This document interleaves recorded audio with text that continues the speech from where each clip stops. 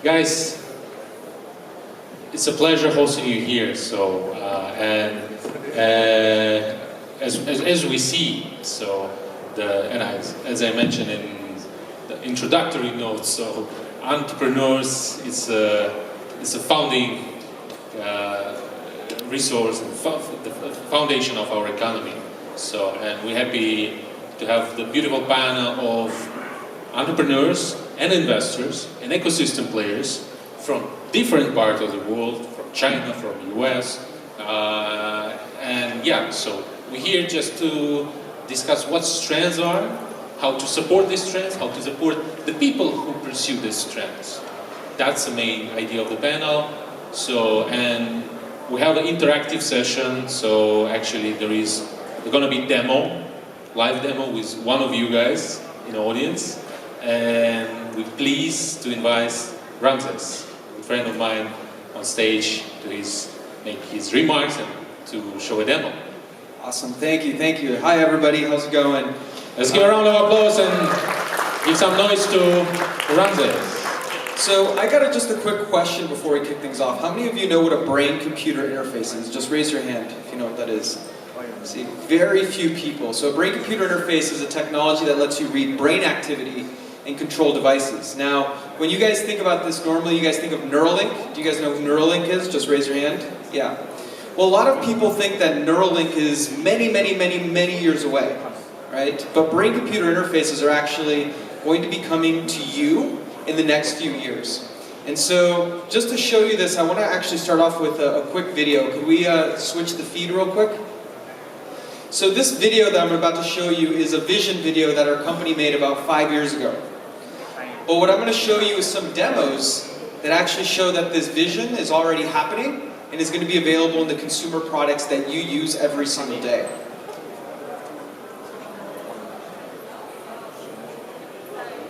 Can you make sure the audio is on, please?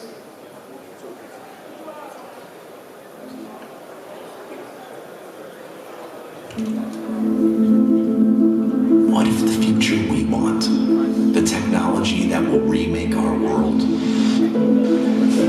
is already inside of each of us?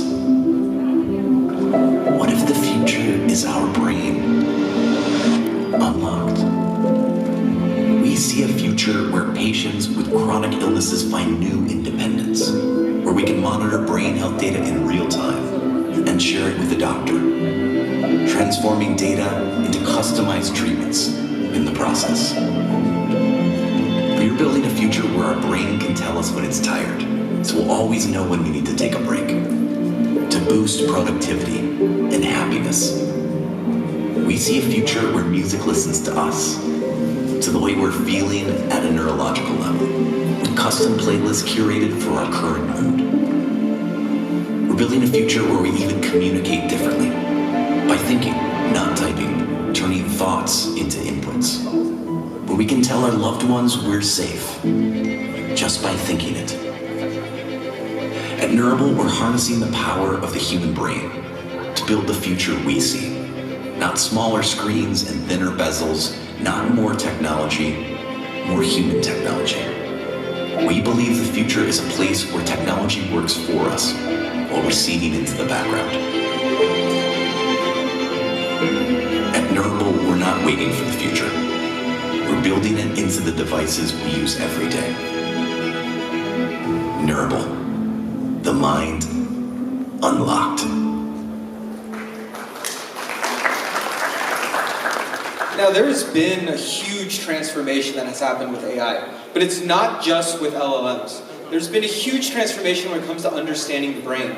And the more we understand the brain, the better AI gets, and the better AI gets, the better we understand the brain. And because of this huge innovation, what used to be these brain-computer interfaces that you see in laboratory settings with large head caps and gels, or these consumer-grade systems that don't provide enough data, we've seen this huge change that's happening where essentially now we can replicate what used to be done with these large head cap systems, all with something as simple as a pair of headphones. And actually I have an assistant here. She has one of the consumer products in her hands. She's going to pass that around, but this is just now a consumer product you can actually buy, and it gives you access to the things that we talked about in this video. But I think that instead of just talking to you about it, I think seeing is believing. So I'm going to ask for a volunteer. Can I get one volunteer real quick to come join us up here? Over there. Awesome. Come over here. На ком протестировать технологию? Awesome. Come up here. Sit over here for a second. What's your name? Donna? Donna. Thank you so much. Have a seat. So, I'm going to give Donna here a pair of headphones. On the inside, you can see these silver bands. These are actually the systems that are going to read Donna's brain activity, and then we're going to have her do a few different tasks and see how her brain reacts. So go ahead and put these on. Just make sure your ear is fully inside the ear cup, and move your hair out of the way. Дану мы не знаем, она совершенно человек из аудитории, не подготовленный.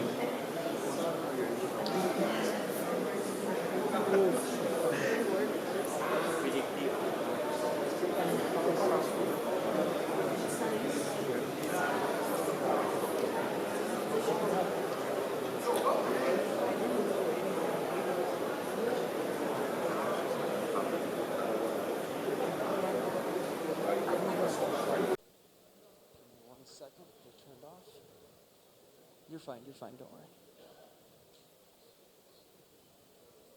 Okay, excellent.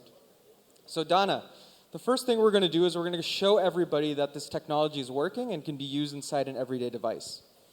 So I'm just going to start this up real quick.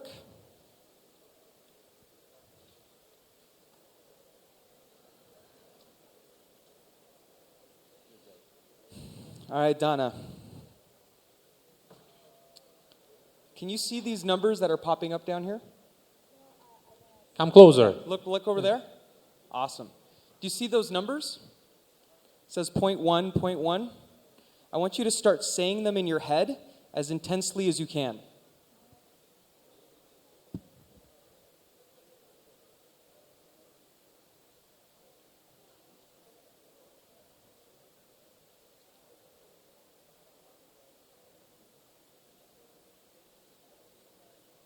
Excellent. Now stop. So as Donna has been focusing, this line has been going up, representing her focus going high. And now that she's distracted, it's going down. Go ahead and do it again, and you'll see that you're essentially in control of it.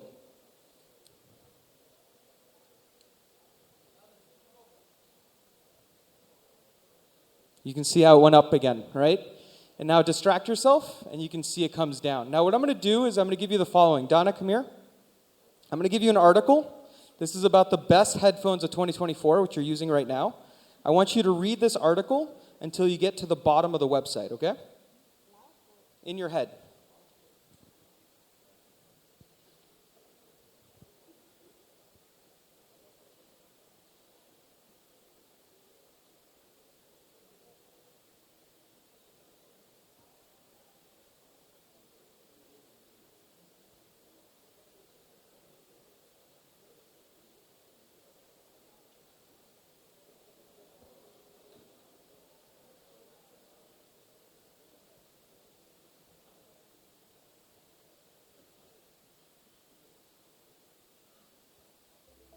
Excellent. Let me show you something real quick. This first line right here was Donna reading the article, and then she got to this advertisement on the phone. And you see this drop that happens right here in focus.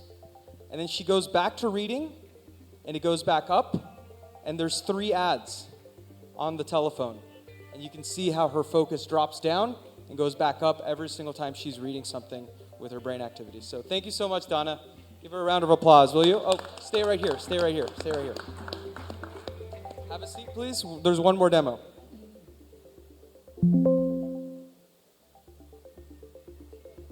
Yeah, put them on real quick.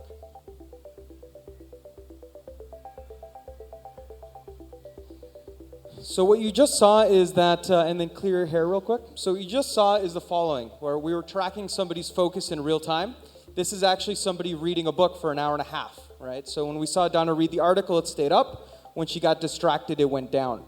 But what's really powerful is we can detect when a person is tired and then tell them to take a break, which is this center line right here.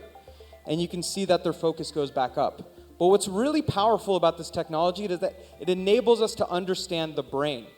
For example, here's somebody with attention deficit disorder reading a book for an hour and a half. Right? You can see that there's huge variability in the brain. And this extends to other health areas.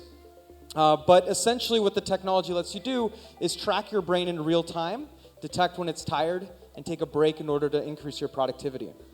But what's really powerful is that we can also use it to detect different brain conditions. For example, in the video, it talked about sending health information to your doctor. Right? So what we can actually do is scan a person's brain health and then use that to essentially identify different conditions that are happening to an individual. So Donna, I'm going to make sure everything is good here.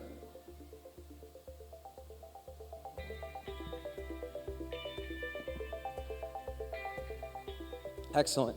Now Donna, what I want you to do is I want you to look forward and keep your eyes open. На вот этот зеленый знак смотрите, выхода.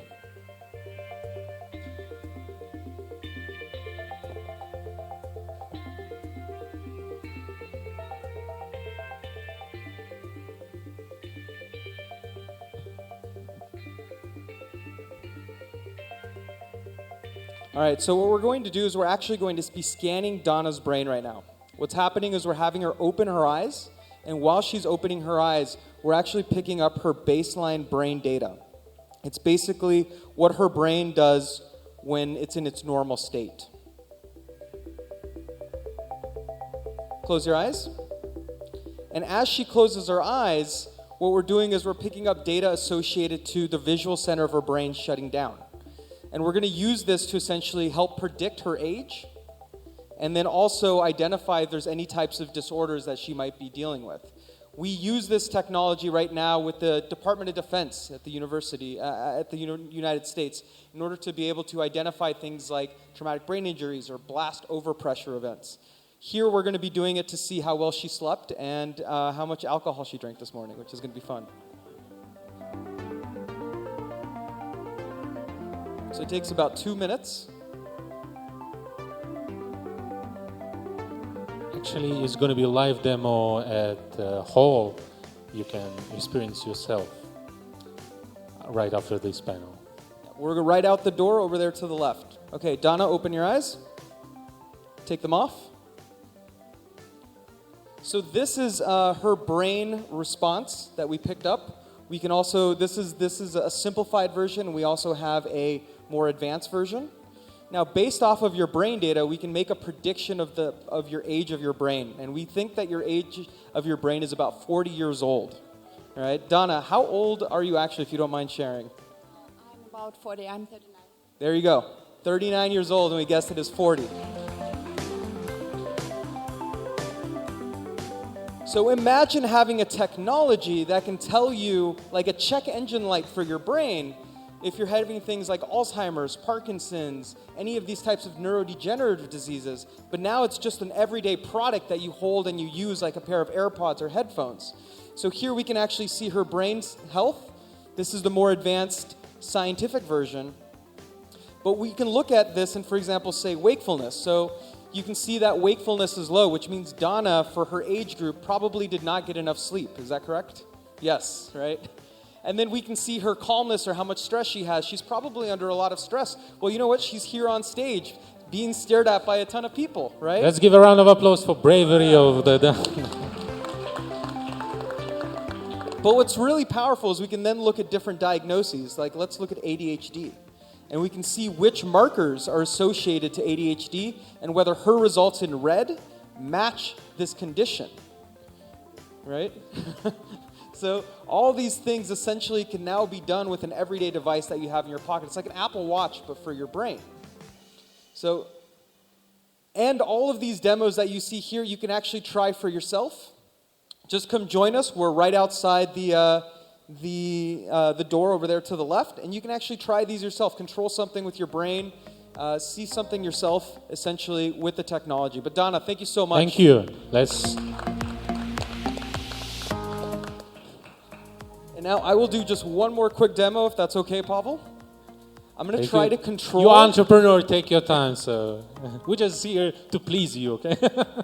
So one of the things that was inside this demo video was controlling something with your mind, right? So I'm going to try to control these slides with my brain activity. Just give me 1 second.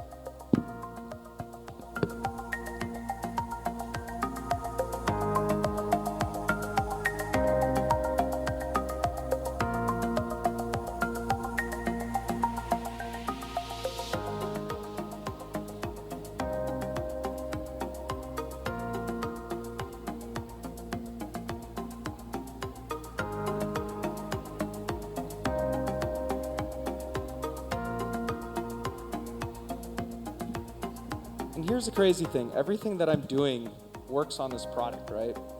But let's say I want to move this slide. See if it'll work.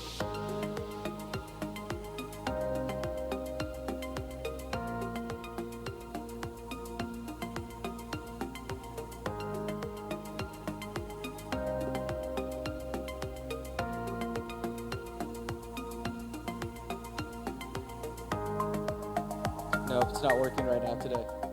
It was working yesterday. Worked yesterday I witnessed night. it myself.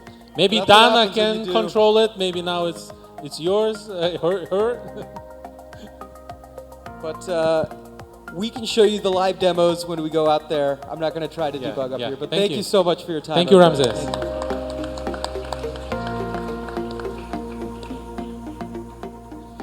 So, the Ramses is a great example of visionary entrepreneur, like deep tech company. So, and of course, like we want more people like Ramses, right? So let's start like our panel, and I want to give a floor to Alexander Mccobin. Please tell us what you do to recreate and help as many Ramses-like people as possible, right? Well, Pavel, thank you for having me here. And Ramses, I tested it yesterday. It is really incredible what you're doing with AI and integrating into hardware like this. So I run a network primarily out of the United States, but increasingly global, called Liberty Ventures, that looks to support founders who are committed to elevating humanity through capitalism. And artificial intelligence is one of the things that is revolutionizing the way that we look at startups, both from the investing side and the startup side. So for everyone here to think about, if you're building startups, investors are beginning to use these tools ourselves in order to improve our diligence, for us to find great opportunities, for us to be able to support you ourselves by making the best introductions. We're actively using it to help filter through opportunities that come for us, develop diligence memos, for us to analyze how founder teams actually will work with each other, so that we get a sense as to whether you're likely to be successful or not. So it's really important for you to understand AI from the perspective of those who are looking to back you and support you as well. But it's also absolutely critical, I think, nowadays that every startup integrate artificial intelligence into what you're doing. You don't need to develop AI itself or integrate AI into hardware like what Ramses is doing. These are incredible things to do, and I think there is a lot of open space out there, but every startup should be using AI to run more efficient and effective companies that you're building. Why? Because it's going to save you a lot of money and time, and that's what investors are looking for. You're not going to need to build out a 40-person team to create the next fintech app. You're not going to need 100 people to build out new code in order to get something to market. You can use AI for this. And so one of the things that we look for and are supporting all of our startups with is leveraging AI in whatever you're building to use whatever funds you're given as effectively as possible, and to be able to get to market faster than what anyone else is able to do, just relying on people alone. It's just great to hear this focus on money you mentioned, so just to save money from the person from US, where like venture capital generates like billions of dollars in total. So what's the reason to be so focused on to be lean, to be effective today? Even like if you go and fundraise in US. Just because the US is the biggest market doesn't mean that we're inefficient with our capital. Actually, there's a reason the United States has the most capital ready to deploy. It's because American investors and companies pay attention to every dollar spent. We want to get the biggest ROI possible. And that means we want to find startups that are going to be the best stewards of that capital. And that's one of the great opportunities here in the Central Eurasian market. There are opportunities not only to make money, but to do things lower cost to get better returns on whatever capital is deployed here. Perfect. Maybe in China there is more money today just to get Francis, it's just highlights to you, but it seems that it's a competition, and the China is taking its strong position today. So you represented TuSpark, the big ecosystem player. So what do you do to recreate the more and more promising technologies and startups? Yes, so my name is Chang, and first of all, thanks for having me today. And it's really exciting to see so many peers. We are gathering together and discussing about how we establish this ecosystem. And you see, I take a lot of notes because I already got a lot of brilliant insight. Even we only have the conference for only 1 hour. So I think this is really an exciting event. And back to the question, so how we support the startups, how we start up the unicorns. Actually, we support them by ecosystem also. And just like I think Mr. Zafak mentioned about every one of us need to be one of the element inside this ecosystem. We must be the builder of this ecosystem. So we are the same. So actually, from my perspective, from our company's perspective, actually we are a company originated from Tsinghua University, so which is the top university in China. And we try to create a very dynamic ecosystem by, I would say, 3 helices. So we gather different elements together to create this triple helix theory. So the first helix is we combine the government and enterprise and university together. So in the beginning, when I listened to the moderator, there is an argue about whether it will be the country or it will be the super AIs will control the next tomorrow's infrastructure. So in our helix, in our perspective, we think it's not a question of A or B. We think it is a question of A and B. So both the country itself, the government, and also the super AIs will contribute in tomorrow's infrastructure. Because for tomorrow's infrastructure, it's quite, well, different. It's not highways or railways or something like 100 years ago. It will be something like satellite network. It will be computing power centers. So we need a lot of things. We need the government to provide the land, provide incentives, provide with taxes, provide with the energy things. And we need the super AI, super companies to provide with investment and also the technologies. And more importantly, here we need startups in this ecosystem. Because, for example, for the computing power centers, so nowadays we have 2 directions. So the first direction is we try to reduce the PUEs. Because now so in China, we have some kind of regulation or requirement saying that if you are going to launch a new center of computing power, so your PUE will be less than 1.25, which means that we need the cooling system. We need to reduce the PUE things. And also, this kind of center, we need a lot of energy things, meaning that we need clean tech, we need renewable energies, which also give the possibilities and also opportunities to startups. So in this helix, we think it's a combination, and it also is a joint effort among government, enterprise, university, and also startups. And secondly, we have another helix. So we put technology and also capital and industry together. Because years before, we think that, okay, so we want to invest in a unicorn company. We want to look for a star project. Because once we find a star project, then in his own industrial direction, then winner takes all. So we as investors will be very happy because we have a lot of investment return. But now things are quite different, especially for AI startups. So I think AI things are much, in terms of technology, it's much more, well, systematic. Startups cannot go alone. It needs partners. Because a lot of AI startups, their product, I would say, is not something like an independent product. It must be combined together with the industrial application scenarios. It's AI plus. It's AI plus education, AI plus finance, AI plus manufacturing. I think it's happening in China and also happening in the United States. I saw the record last year, so in the first quarter, there may be more than 50% of the capital flows into the AI plus things. So what we are trying to do is also using the capital on one hand to invest in the technology, on the other hand to invest in the application scenarios who will use our technologies. So this is also how we try to accelerate the technology achievement transformation. And lastly, we have another helix of science park plus a finance plus investment plus fund, meaning that we establish a lot of science parks across the world. So currently we have more than 300 innovation hubs around the world in many countries.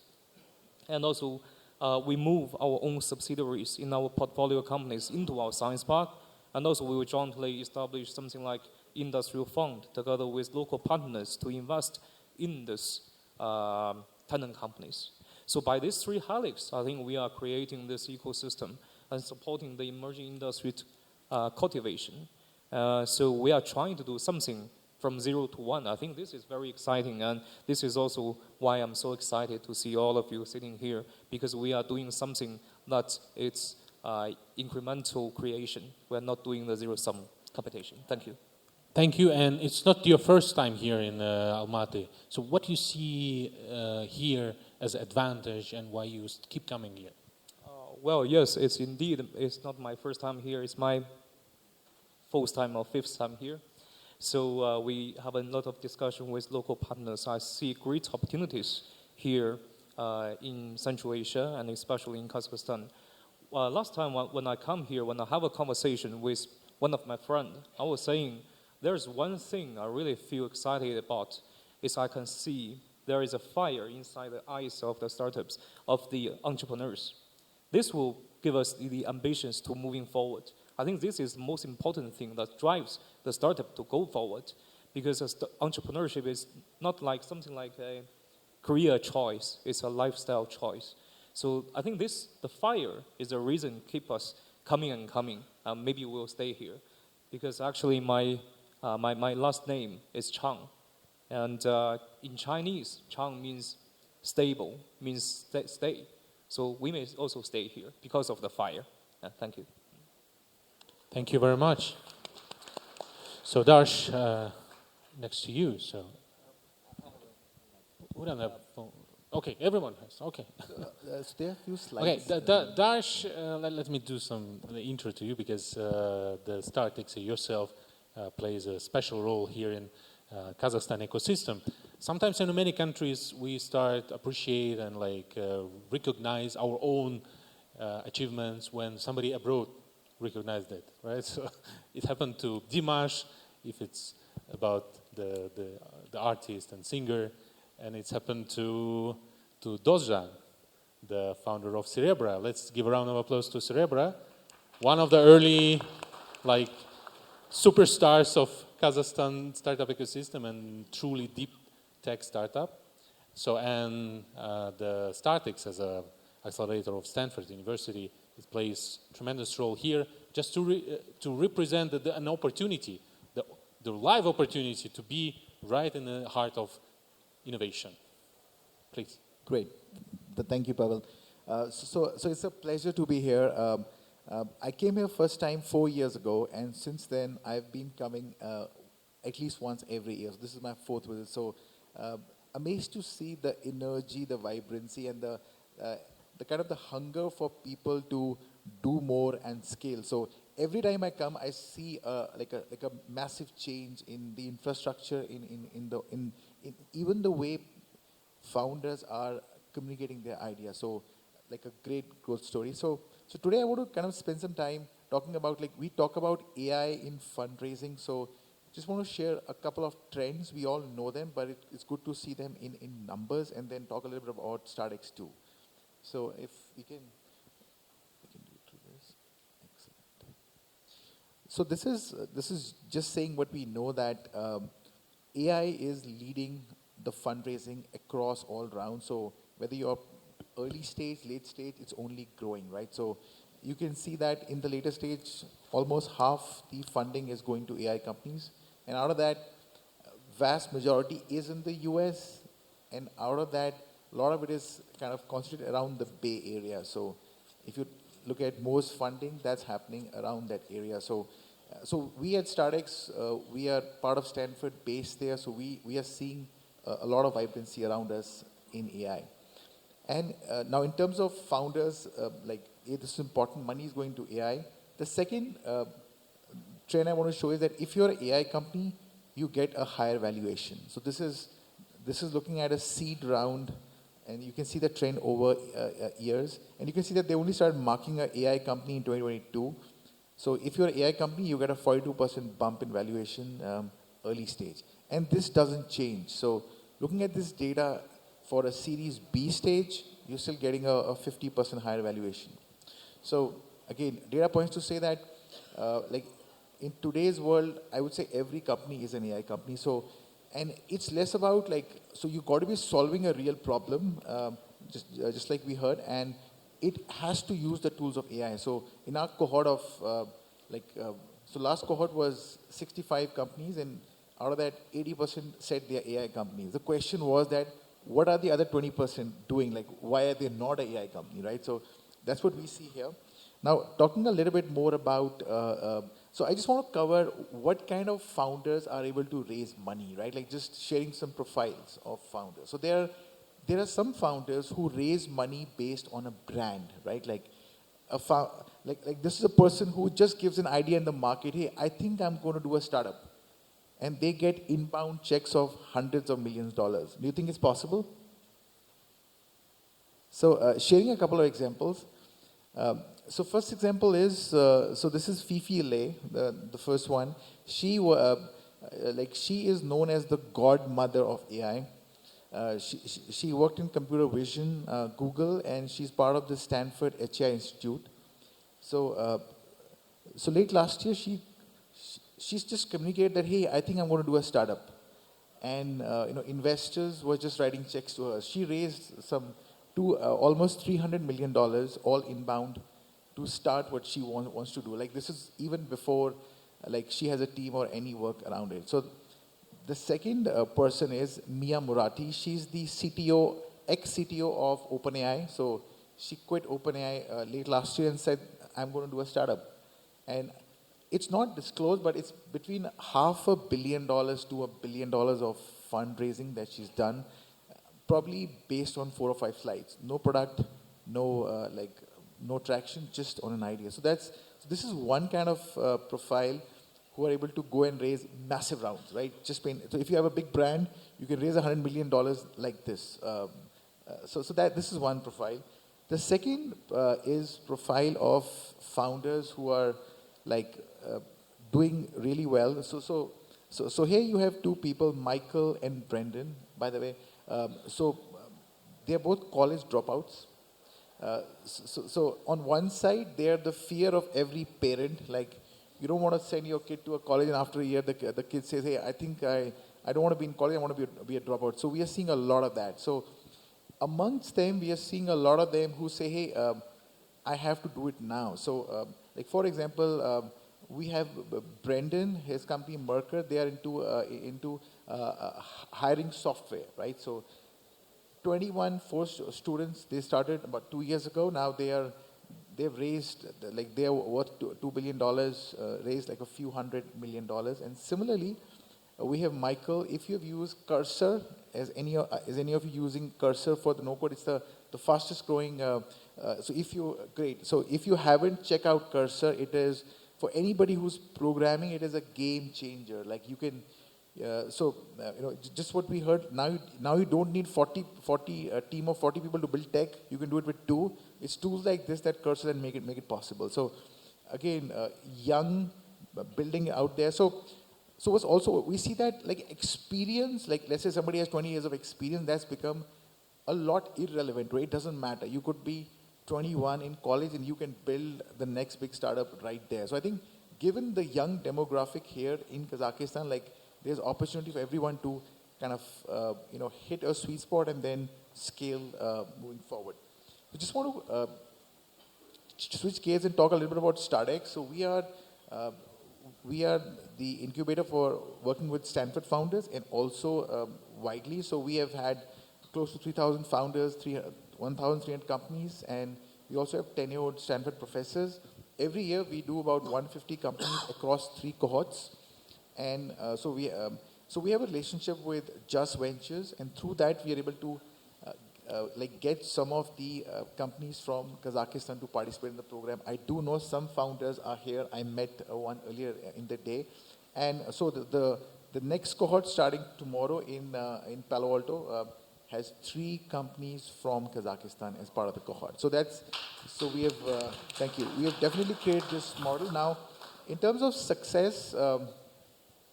And it's a great transition from struggling to get at least 1 to Correct.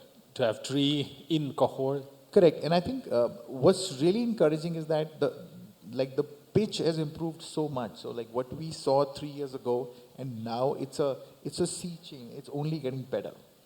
And so I'm just sharing just a small list of AI companies from StartX. So Turing and Dexterity are unicorns. Hyperplane was also started by a college dropout. They've already sold the company, moved on. So again, for us, we want to add more companies from the region onto this list, which we call as success stories. So we already have 10 startups who are in StartX, and we hope to see more. So I think that's one. Second thing is, through this relationship, we are also creating opportunity for investors based here to invest in Stanford AI founders. So because we see 150 new companies, mostly from Stanford, going through us, mostly building in AI. So if you have an interest in investing directly in Stanford AI founders, come and see me. Happy to have a conversation there. So with this, I'll kind of pause and hand over, but great to be here. Thank you. There is a booth outside of a new fund, so please go and check it. It's a marvelous opportunity. Yes. John, please.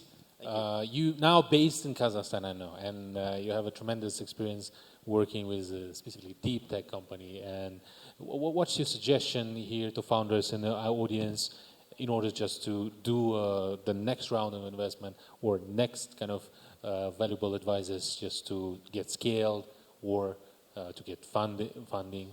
Yeah, Dobro Jutra. It's nice to be here. As you mentioned, I spend a lot of time in Almaty now, so I split my time between New York and DC and Almaty.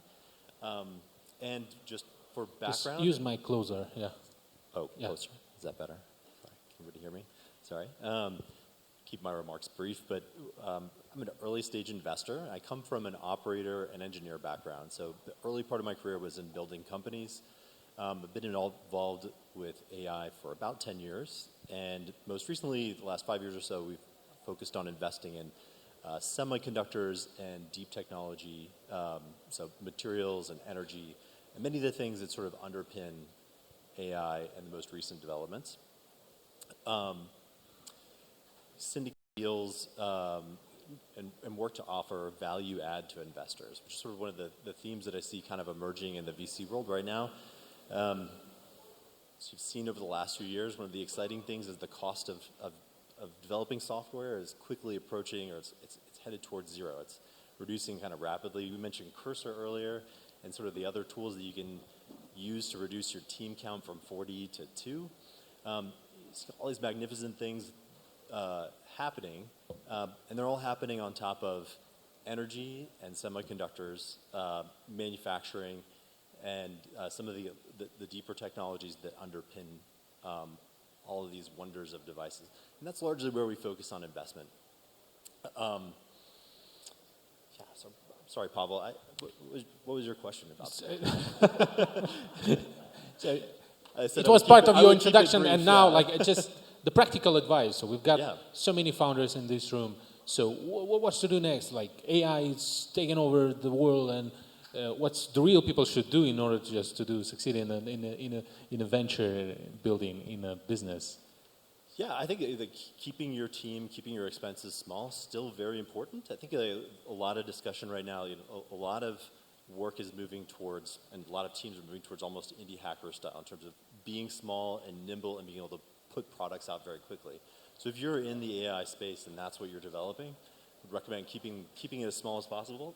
I would also recommend, some of the numbers that we were just talking about are really, they're VC funding.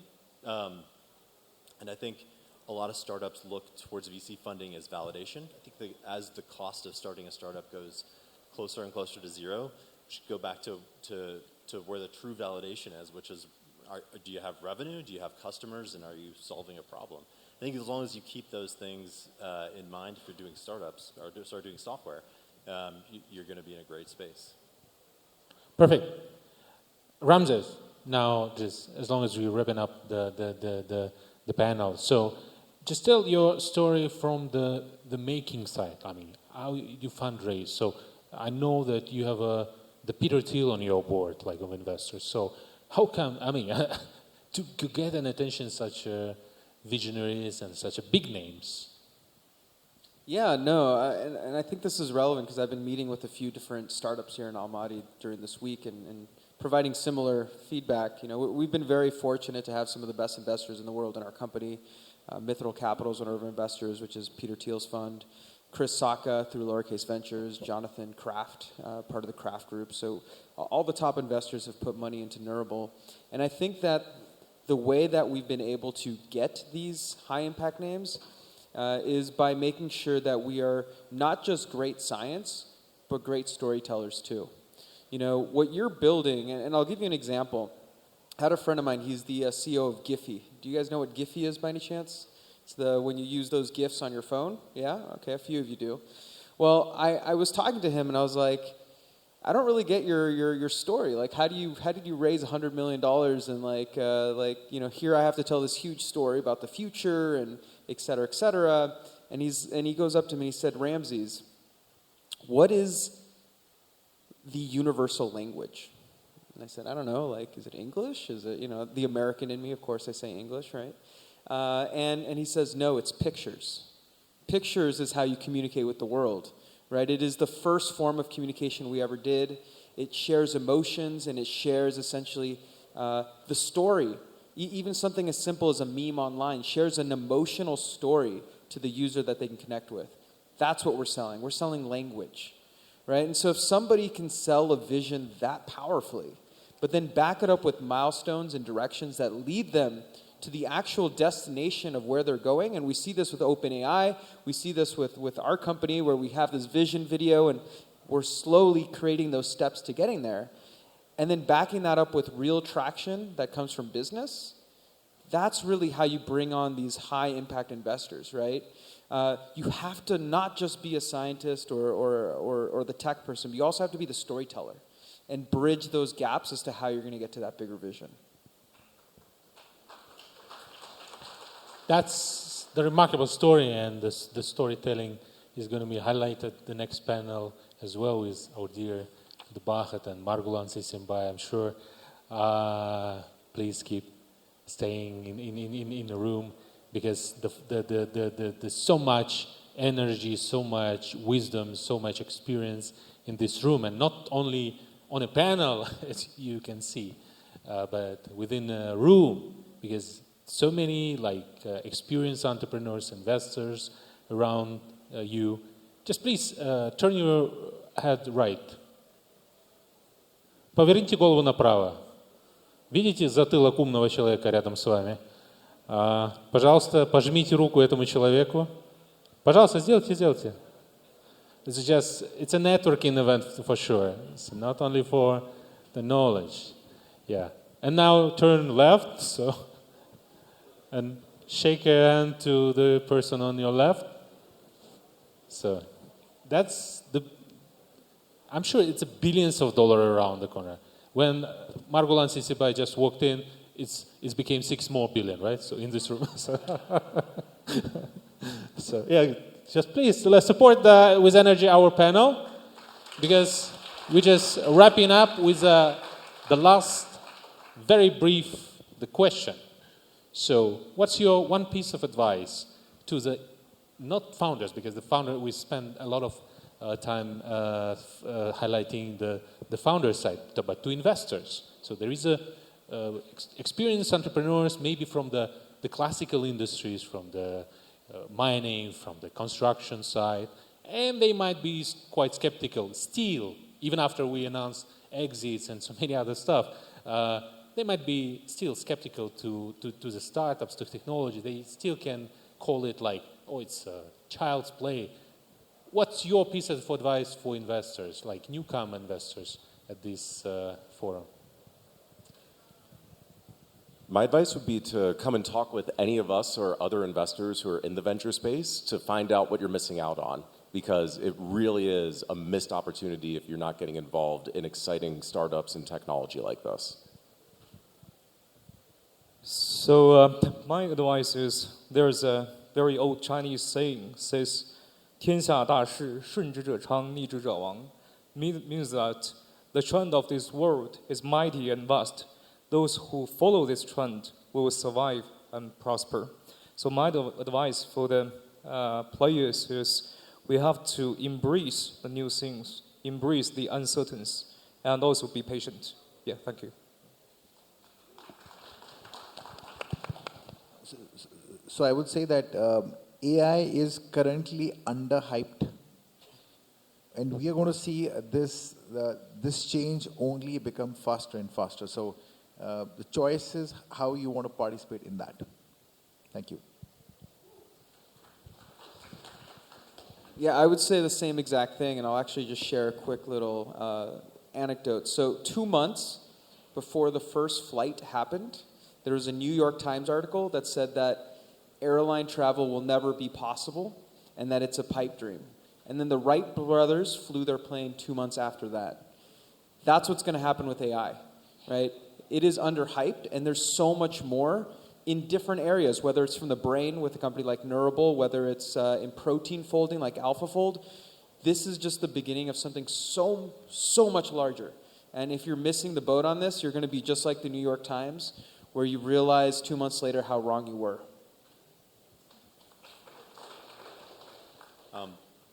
My advice would be think atoms and not electrons. All this, the AI development is amazing, and it's going to have some impact, and I don't disagree with anything the other speakers have said, but it's going to be underpinned and possibly limited by atoms. So by your semiconductors, your energy, your chips, and everything else that powers this. So. Perfect. Thank you, guys. I made it right on time as a moderator. Give a round of applause to me and to my guests. Please, short photo. Yes, let's make the picture.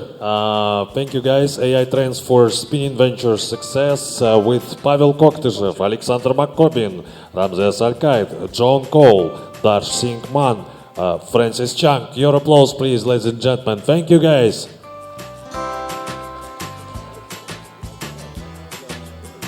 Дорогие друзья, мы сразу переходим к нашей второй очень интересной части. Это Fireside Chat с двумя легендами венчура, который прямо сейчас состоится на этой сцене.